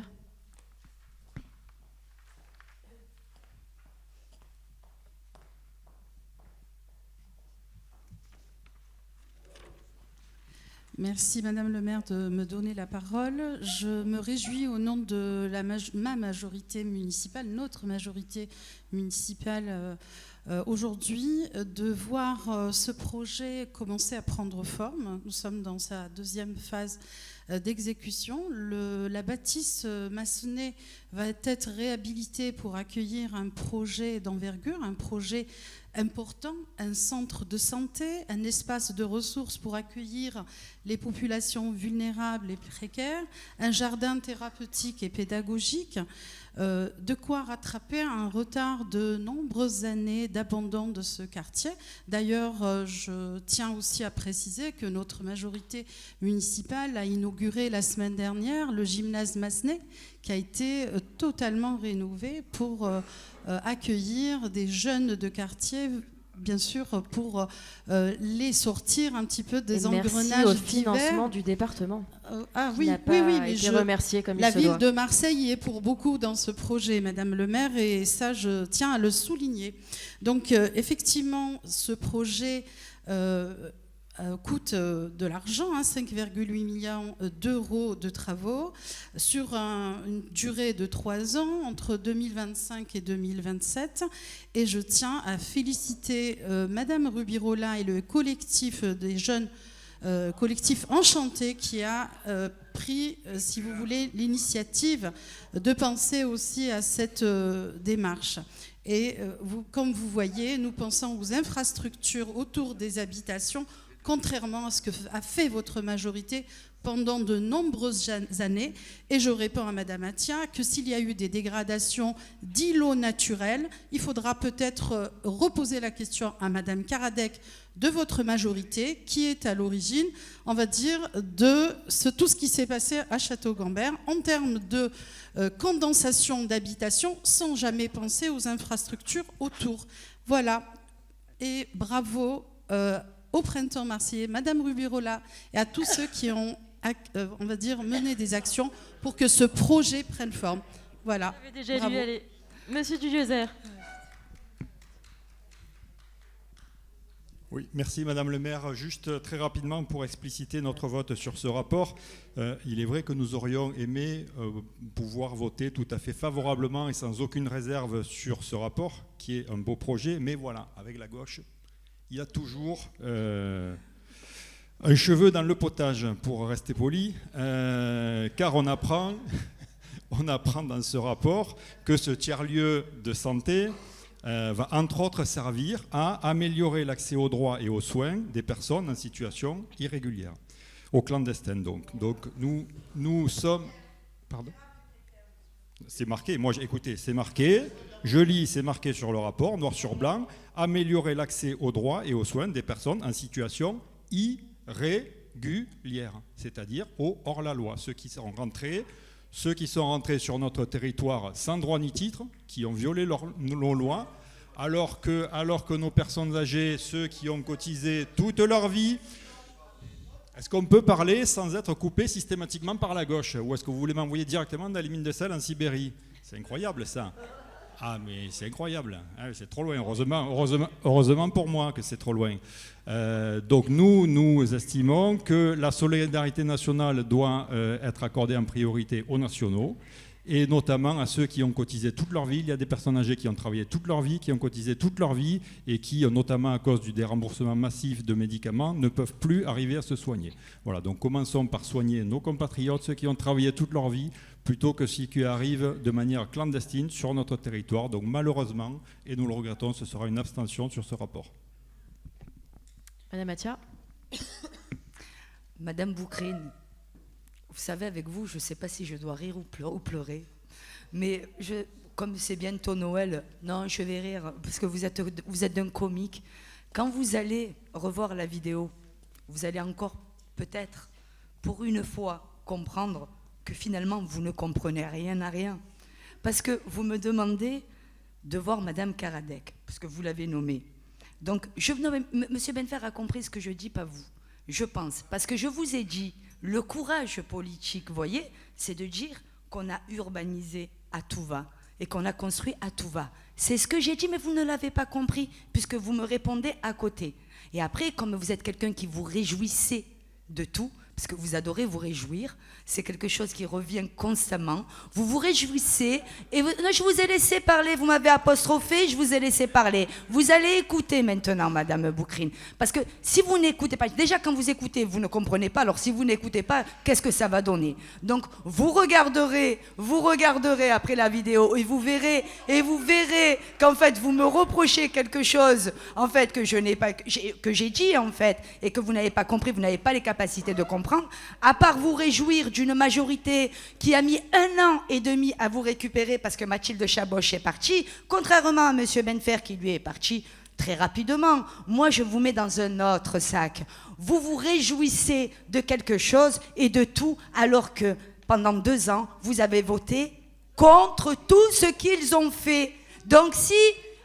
Alors, je vous le dis, vous avez un problème de compréhension et vous avez un problème de mémoire. Mais ici, ça ne passera pas. Je vous ramènerai toujours à ce que vous avez fait. Et vous avez même liké des gens qui, voyez, n'étaient pas pour les situations irrégulières. Et oui, applaudissez-moi, vous avez raison. Applaudissez-moi, mais essayez d'écouter, de comprendre avant de dire n'importe quoi et à chaque fois de vous ridiculiser. Parce que c'est ce que vous faites.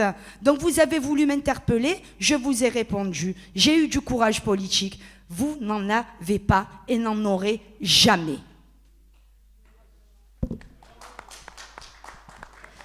Merci Madame Atia. Nous passons au vote. Qui est contre? Qui est contre? Qui s'abstient? Le rapport est adopté. Merci. Et donc nous passons au 118. Madame Pénaud.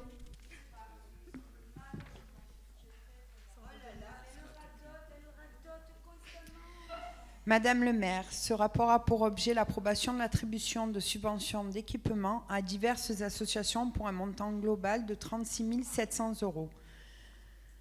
Le Centre de culture ouvrière pour le Centre social Saint-Jérôme-la-Renaude, 2 000 et 3 800 €. Le Centre de culture ouvrière pour le Centre social Bernard-Dubois, 3 000 €. Les jardins ouvriers et familiaux de Provence, 2 000 €. Terre d'entraide et de partage, 6 500 €. Madame le maire, je vous demande de mettre ce rapport aux voix. Merci Madame Pénaud. Qui est contre? Qui s'abstient? Ah, pardon, Monsieur Rossi. Merci Madame le maire.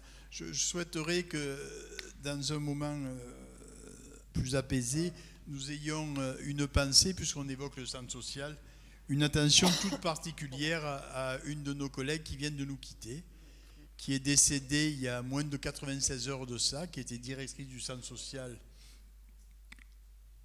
des Flamands et qui s'est retrouvée avec une tumeur extrêmement maligne et rapide et qui nous a quittés en laissant famille, enfants, époux et équipe complètement bouleversée de ce climat, cette souffrance et cette rapidité dans laquelle cette personne qui nous avait accueillis il y a quelques mois de ça a disparu. Alors je voudrais qu'effectivement on ait un moment un peu d'apaisement au milieu de tout ce tumulte, ce bruit des fois pas tout à fait audible, une pensée peut-être à celles et ceux qui aujourd'hui pleurent, aujourd'hui se retrouvent sans personne. Et je veux aussi avoir une pensée pour une de nos amies, que je ne citerai pas, mais qui se reconnaîtra, qui a perdu un être très cher. Un être très cher. Je veux avoir une pensée très affectueuse et très amicale pour elle. Voilà, Madame le maire. Ça ne souffre d'aucun commentaire. Bien sûr, Monsieur Rossi. Et nos pensées les accompagnent. Nous passons au vote. Qui est contre? Qui s'abstient? Adopté. Rapport 119. Madame Makloufi. Madame le maire, chers collègues, ce rapport a pour objet l'approbation de l'ajustement des périmètres scolaires suite à la livraison de nouvelles écoles sur notre secteur. Il est concerné par le groupe scolaire Vessières 1. Pour la petite précision, le nouveau secteur commun est envisagé entre le groupe scolaire Vessières et les écoles Busserines situées dans le 14e arrondissement. Une partie du secteur des écoles de Saint-Barthélemy-les-Flamands sera intégrée au secteur du groupe scolaire Émile Vessières.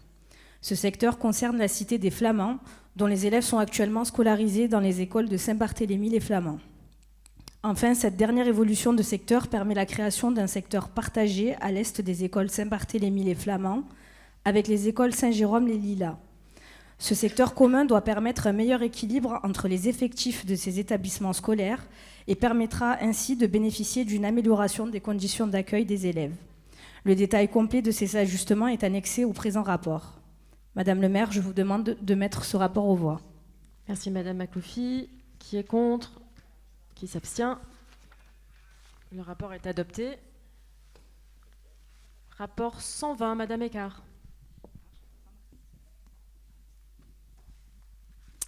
Madame le maire, mes chers collègues, ce rapport a pour objet l'approbation de subventions au bénéfice des acteurs culturels.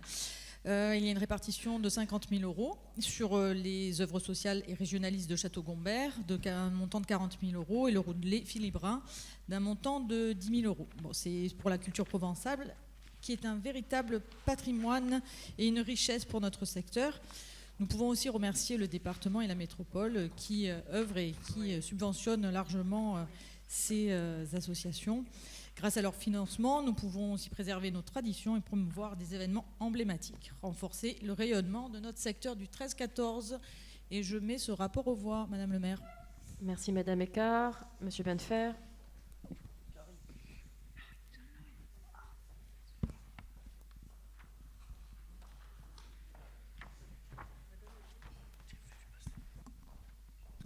Madame le maire, mes chers collègues, j'en profite. Tout à l'heure, j'ai fait un écart parce que j'ai oublié d'excuser Monsieur Bosque, qui lui aussi a perdu une personne qui lui était chère. C'est pour ça qu'il est absent. Je profite aussi de ce rapport pour saluer le travail qui est le sien et toute l'énergie qu'il a mis à mettre en avant la culture provençale, qui est notre culture à tous les Marseillais, d'où qu'ils viennent, d'où qu'ils soient. Ça prouve bien que cette majorité dans laquelle nous siégeons aujourd'hui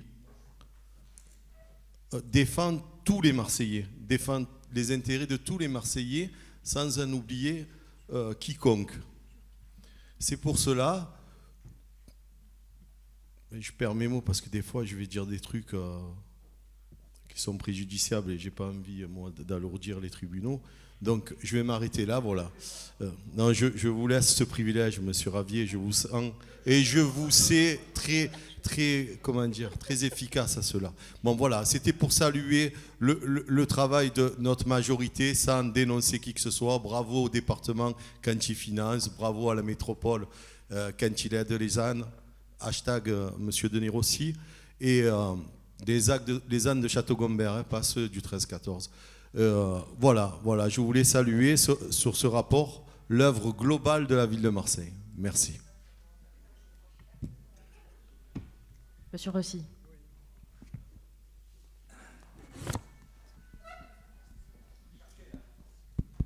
Non, monsieur, c'est pas le but. Le but, c'est pas chercher les ânes.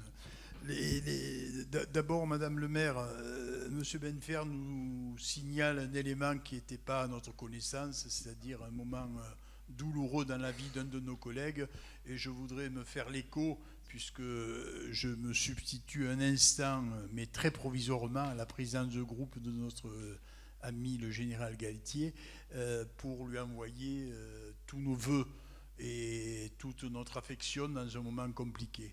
Je le dis avec beaucoup de sérieux parce que chaque fois qu'un de nous perd un être cher, c'est un moment dans lequel la chose publique doit s'arrêter et se mettre de côté pour se rappeler que nous sommes faits de chair et de sang.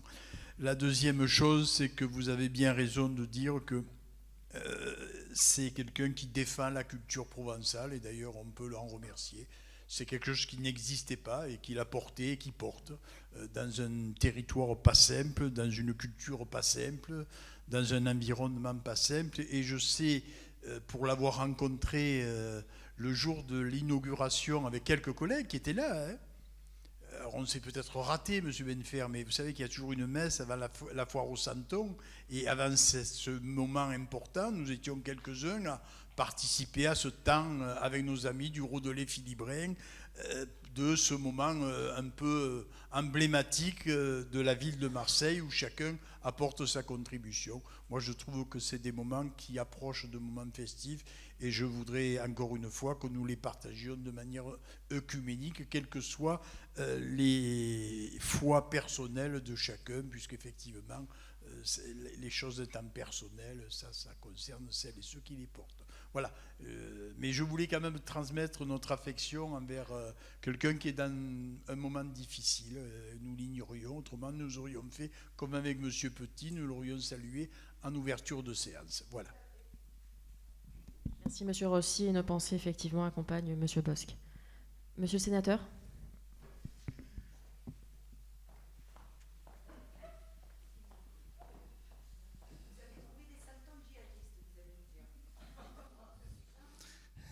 Madame Mathias, si vous n'étiez pas là, vraiment, vous nous manqueriez.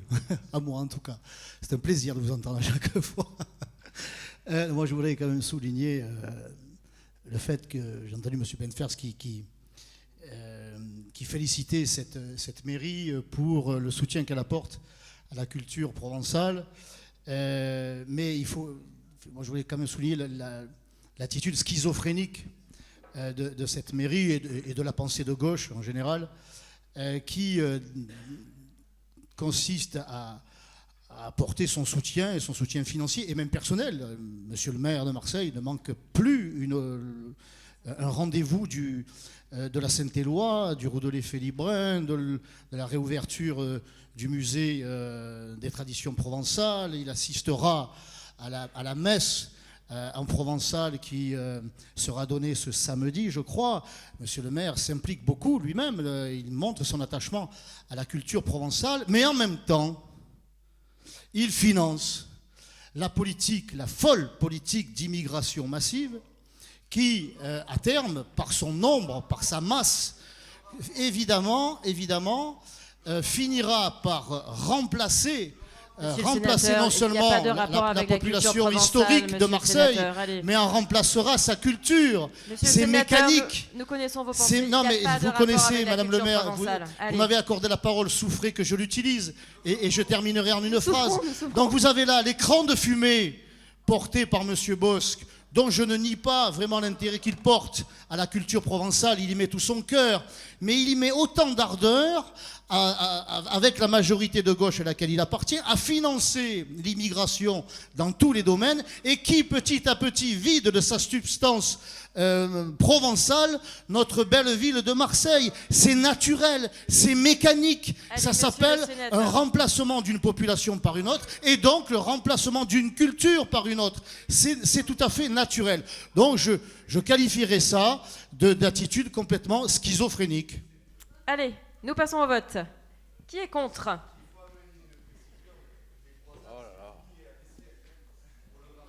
Allez, qui est contre ? Qui s'abstient ? Eh bien écoutez, le rapport est adopté à l'unanimité, même s'il a fait grand débat. Allez, le rapport 121, Monsieur Bettira. Madame le maire, mes chers collègues, s'il vous plaît. Ce rapport a pour objet l'approbation de la révision de l'inventaire des équipements dont la gestion est transférée à notre mairie de secteur. La ville souhaite nous retirer l'équipement de proximité Le Burel d'une surface de 2500 m² pour le transformer en équipement sportif en accès libre.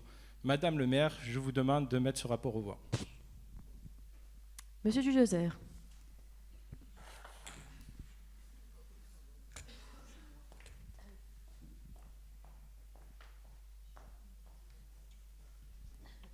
Oui, merci Madame le maire. Très rapidement, c'était juste pour vous demander quelle était la justification de ce retrait.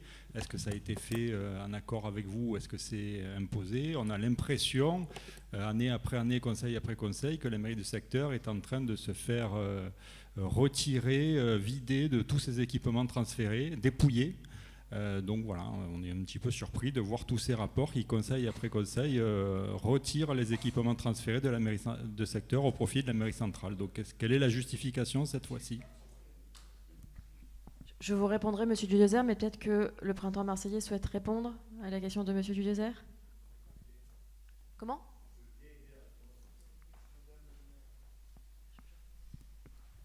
Alors, je vais pas raconter des blagues comme un certain collègue ici, de l'autre côté de la salle.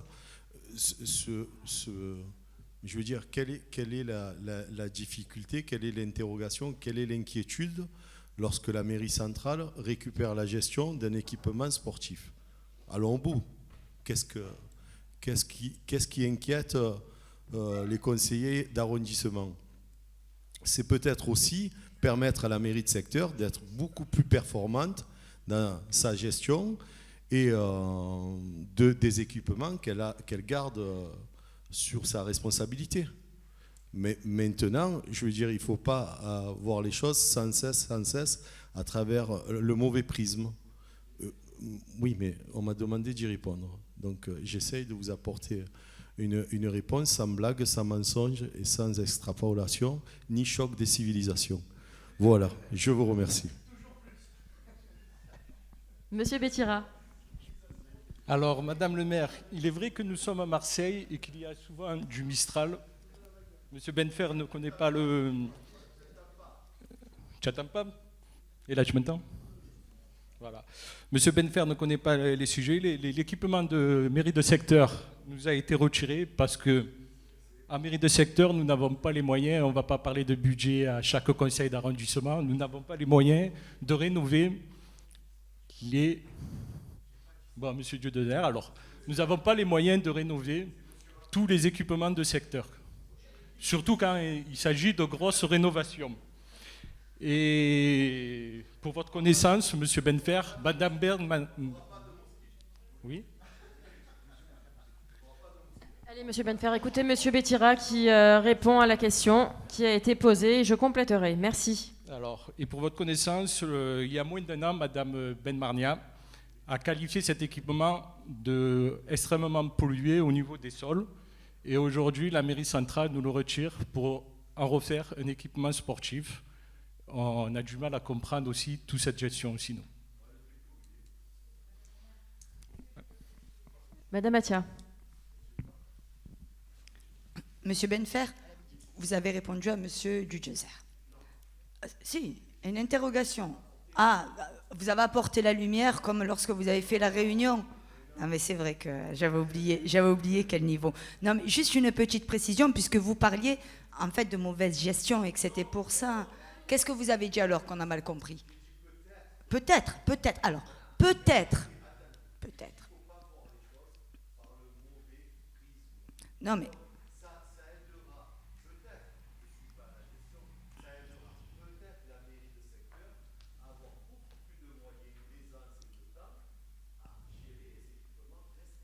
J'aime beaucoup la prudence de vos propos aujourd'hui. J'aime beaucoup la prudence de vos propos aujourd'hui, mais peut-être,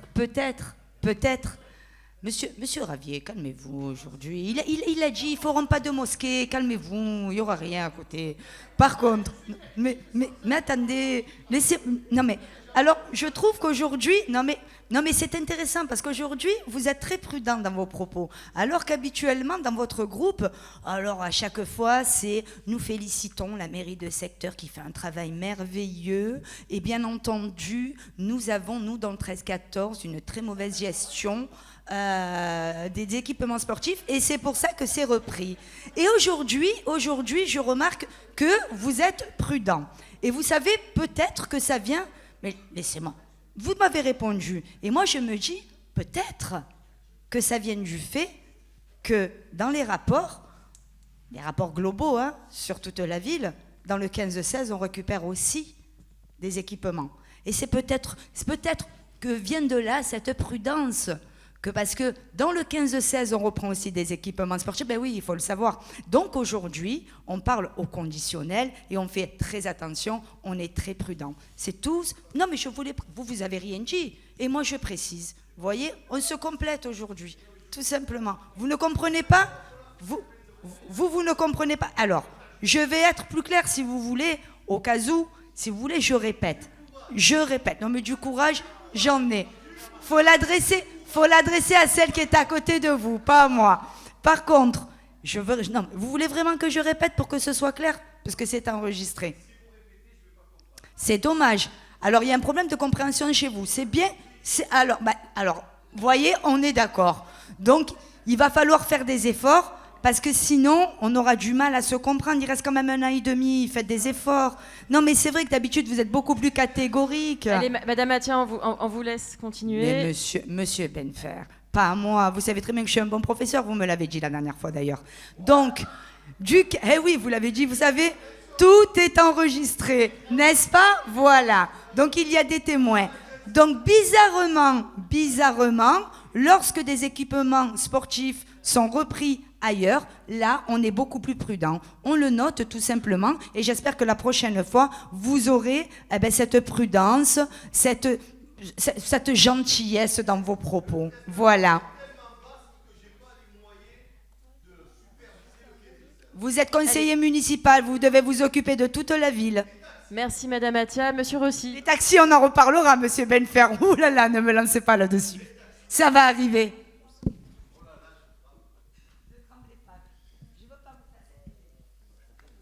Non, mais...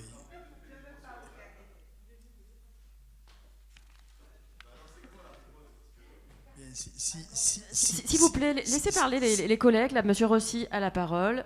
Essayez de ne pas l'interrompre. Si on peut Merci. éviter de sauter du Burel au taxi, c'est pas plus mal, quoi. Il y aura un temps pour tout. Et le temps viendra. Mais aujourd'hui, c'est le temps du Burel. Alors, moi, je dois vous dire que le fait que la ville de Marseille reprenne un équipement qui était transféré, à la limite, au regard de le fait qu'il faille le désamianter, qu'il soit dans un état où ça nécessite un certain nombre de choses, on pourrait se dire, pourquoi pas. Ce que disait M. Ravier, qui se rappelait effectivement l'époque où il fut maire de secteur, c'est que chaque fois qu'on nous récupère quelque chose, on impacte le budget qui va avec. Hein. Donc, on passe d'une somme dérisoire d'investissement à une somme un peu moins dérisoire, mais avec un équipement en moins à gérer. Donc, en fait, globalement, la mairie ne gagne rien sur l'enveloppe qui est la sienne. Mais moi, j'ai qu'un souci, c'est pas sur l'objet même du rapport ou le fait qu'elle le récupère pour faire un certain nombre de... C'est sur l'utilisation du lieu. Il est dit dans le rapport, mais l'intérêt c'est le lire, autrement ça n'a plus aucun sens, c'est qu'on passe d'un lieu qui était quand même en grande partie géré par un club qui est quand même extrêmement sérieux, qui a pignon sur rue, le historique, je veux dire. Moi, j'ai connu M. Giste à l'époque, il y a 25 ans de ça. C'est l'un des clubs qui était l'un des plus sérieux de Marseille, avec des bénévoles, et qui avait cet avantage d'avoir cet équipement à proximité du Burel, récupéré maintenant par Bilogia dans sa gestion, et qui permettait des entraînements, un certain nombre d'activités. Et là, on parle... Alors, non mais je ne sais pas ce que je dis. Je dis que dans le corps du rapport, il est prévu que nous passions de quelque chose qui était fléché et en lien avec le Burel Football Club à quelque chose qui va être refait et ouvert à tous. C'est ça le... C'est ça le... Pourquoi vous excusez ?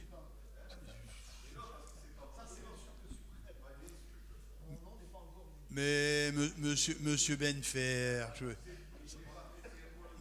mais vous m'avez pas insulté ni le sénateur Ravier, je vous rassure. Voilà. Ceci étant dit, voilà. Moi, mon vrai souci, c'est ça, c'est de dire, est-ce que nous n'allons pas nous retrouver dans une situation où une utilisation, parce qu'on est quand même entre deux arrondissements. La partie troisième qui manque d'équipement crucial. On n'est pas loin de la place Cadenas, d'équipement malheureusement une densité telle qu'il n'y a rien, et un territoire qui est urbanisé quand même extrêmement violemment. Entre Bon Secours et le Burel, je trouve que c'est déjà extrêmement dense. Et il faut quand même que nous mettions quelques, entre guillemets, pointillé de dire l'équipement transféré, il doit être quand même on doit être extrêmement vigilant quant à son utilisation future. Parce qu'il y a des gens qui habitent, il y a des gens qui résident, il y a tout un tas de gens qui pratiquent le sport, et moi qui fus pendant des années au rugby, je sais très bien que quand on n'a pas les équipements, on manque de choses, et qu'effectivement, ces éléments-là nous paraissent importants. Voilà. Maintenant, je pense très sincèrement, connaissant le deuxième dans le 15e également, que c'est pour des raisons techniques. Et nous demanderons, mais vous le ferez également, à M. Gibraël qui est en charge. Monsieur Benfer, s'il vous plaît, enfin, on n'est pas à la crier. Enfin, Monsieur Rossi, vous lui répondez en direct, je sais pas. Mais parce que vous êtes le seul à parler. Allez, Monsieur Rossi, continuez. Non, mais nous demanderons néanmoins à M. Gibraël, au regard des inquiétudes et préconisations que nous souhaitons, si effectivement tous ces paramètres pris en compte sont susceptibles d'être pris en compte pour la tranquillité et le bienfait de celles et ceux qui sont sur ce territoire. Voilà, c'est pas un rapport polémique, mais c'est dès qu'un équipement est transféré, on perd la jouissance de quelque chose qui avait une vocation un peu plus territoriale. Je dis pas que c'est le cas. Je dis... Mais bien sûr qu'on perd. Mais M. Benfer, quand quelqu'un ne gère plus quelque chose, il en perd la jouissance. Je ne sais pas, moi.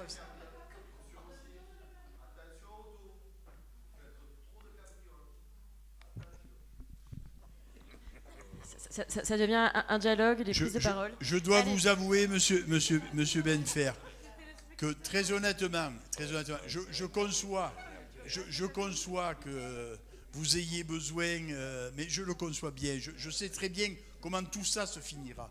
Parce qu'il y a 2-3 trucs que vous ignorez, mais moi que je connais déjà. Donc, globalement, comme tout ça finira qu'au cul et tu payes la chambre, donc je dis simplement qu'à un moment donné, je crois même que j'arrête le discours. Voilà, c'est fini. Alors, Monsieur Benfer, en fait, c'est pas Monsieur Rossi que vous demandez la parole, c'est à moi-même. Je pense que vous n'avez pas encore compris. Je vais vous demander un petit peu de respect. C'est pas vous qui concluez, je conclue. Merci. Donc je vais... Monsieur Benfer, s'il vous plaît, allez. Allez, Monsieur Benfer, on a compris. Donc, je vais compléter un petit peu... Monsieur Benfer, s'il vous plaît, ça vous embête pas de parler quand je suis en train de parler? Allez. Stop. Alors... Pour compléter ce qui a été dit, Monsieur Dudézer, effectivement, nous n'avons pas forcément été avertis. Nous avons découvert le retrait de l'équipement lorsque nous avons reçu les rapports. Ce qui arrive de temps en temps, il est vrai. Parfois, nous sommes accusés sur le fait que nous ne sommes pas capables de gérer nos équipements. Bon, là, j'avoue que j'ai été un petit peu surprise, surtout que à Burel, j'avais eu un échange avec Madame Benmarnia l'année dernière qui nous disait que c'était un quartier très pollué et qu'il était compliqué d'avoir des équipements sportifs tant qu'on ne pouvait pas gérer cette pollution. Et donc elle préconisait à ce qu'on en fasse un espace vert. Et donc là je découvre qu'on en fait un équipement sportif. Donc j'avoue ne pas forcément toujours comprendre ce qu'il en est. Et je pensais que les élus du printemps marseillais étaient peut-être plus informés que nous-mêmes concernant cet équipement. Donc écoutez, j'espère que nous aurons un peu plus d'informations par la suite. En tout état de cause, encore une fois, il est vrai que quand il s'agit de faire des travaux structurants, ça ne fait pas partie des compétences d'une mairie de secteur, vous le savez bien. Nous ne gérons que l'entretien des équipements. Et là, ça nécessite effectivement de faire des travaux un peu plus conséquents. Donc j'espère que ça permettra à nos administrés d'avoir un équipement de qualité et que par la suite, il sera redonné en gestion à la mairie de secteur. Mais là, c'est une autre affaire. Voilà. Je vous propose que nous passons au vote. Qui est contre? Qui s'abstient? Rapport adopté. Merci. Et nous passons au rapport 122. Madame Écart. Madame le maire, mes chers collègues, ce rapport a pour l'objet l'approbation de la convention d'accueil de la manifestation Lecture par Nature en 2024-2025. Dans ce cadre, les bibliothèques accueillent chaque année des opérateurs ayant répondu à des appels à projets émanant de l'État ou des collectivités territoriales. La manifestation Lecture par Nature est un de ces dispositifs annuels de développement de la lecture auprès des jeunes et qui prennent place dans les réseaux des bibliothèques de Marseille. La dynamique de développement de la lecture publique dans les réseaux des bibliothèques de Marseille s'inscrit de manière étroite avec le territoire de la métropole ex-Marseille. En 2025, sur la thématique de l'eau, hydrofolie, une performance de projection et de 3 ateliers seront accueillis dans 6 bibliothèques du réseau. Castellane, Saint-André, Salimatoubou, La Grognarde, 5 avenue Le Panier. Un parcours EAC est programmé avec la bibliothèque du Merlan Pour la réalisation de cet événement, la ville de Marseille met à disposition des espaces des bibliothèques. L'édition 2025 ne représentera aucun coût financier pour la ville. Je demande de mettre ce rapport aux voix, Madame le maire. Merci Madame Eckart. Qui est contre? Qui s'abstient? Rapport adopté à l'unanimité. Merci. Rapport 123, Madame Lastraioli.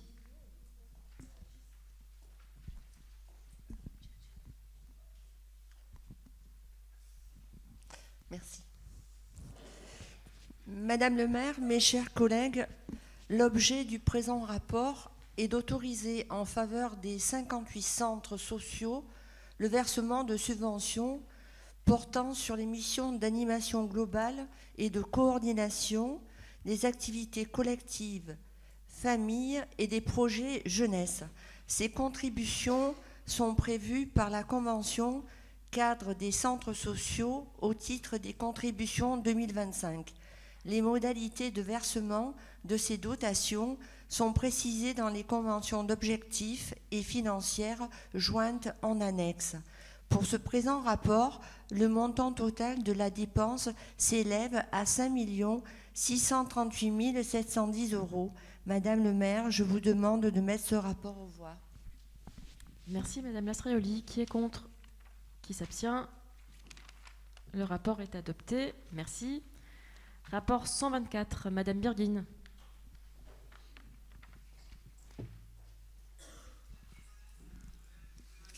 Madame le maire, ce rapport a pour l'objet l'approbation de subventions pour les associations œuvrant dans le domaine de la petite enfance.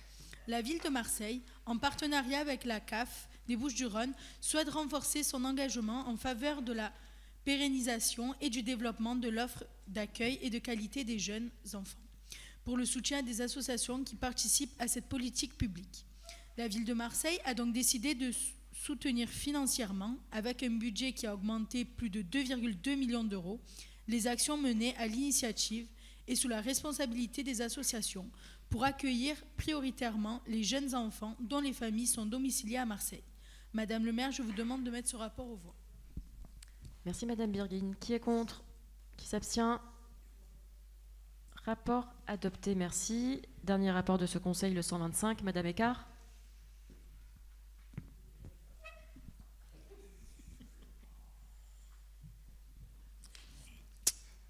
Madame le maire, alors ce rapport il a l'objet de l'approbation des attributions de subventions pour des associations sur notre secteur. Donc on a le ZEF et Itinérance Pôle 164. Donc on est très content qu'il y ait ces subventions qui soient faites pour le ZEF de 1 277 000 € et Pôle 164 90 000 € pour l'année 2025. Mais juste, Madame le maire, je tiens à faire un petit rappel. Voilà, on demande depuis maintenant plusieurs années à la mairie centrale d'aider le centre culturel Busserine, en fait, qui manque vraiment de subventions pour tout son matériel. Et à ce jour, on n'a toujours aucune réponse, malgré la visite de M. Coppola, malgré plusieurs relances. Et on voit que pour une scène qui est gratuite et qui donne la culture à tous, on n'a aucun retour. Donc voilà, Madame le maire, c'était un petit rappel et je demande de mettre ce rapport aux voix. Merci Madame Eckart. Et je me permets juste de rajouter que nous souhaitons garder la gestion de cet équipement. Oui, bien évidemment. Attention. Oui. Voilà, mais effectivement. Oui, il n'était pas question de donner cet équipement, mais par contre, non, de pouvoir subventionner parce que la mairie de secteur n'a pas les moyens. Voilà, c'est un très bel équipement, effectivement, et les budgets de la mairie de secteur ne nous autorisent pas à pouvoir investir sur ce lieu, puisque nous ne pouvons pas faire de ce qu'on appelle de l'investissement. Donc nous sommes bloqués, malheureusement. La loi PLM n'a pas évolué, et donc nous avons besoin de la mairie centrale pour nous accompagner, pour que cet établissement puisse continuer à accueillir du public de nos quartiers. Voilà. Nous passons au vote. Qui est contre? Qui s'abstient? Le rapport est adopté. Merci à tous pour votre participation. Merci à nos rapporteurs et un grand merci aux services de la mairie de secteur qui nous ont permis d'organiser et de préparer ce conseil. Merci à tous. Bonne soirée.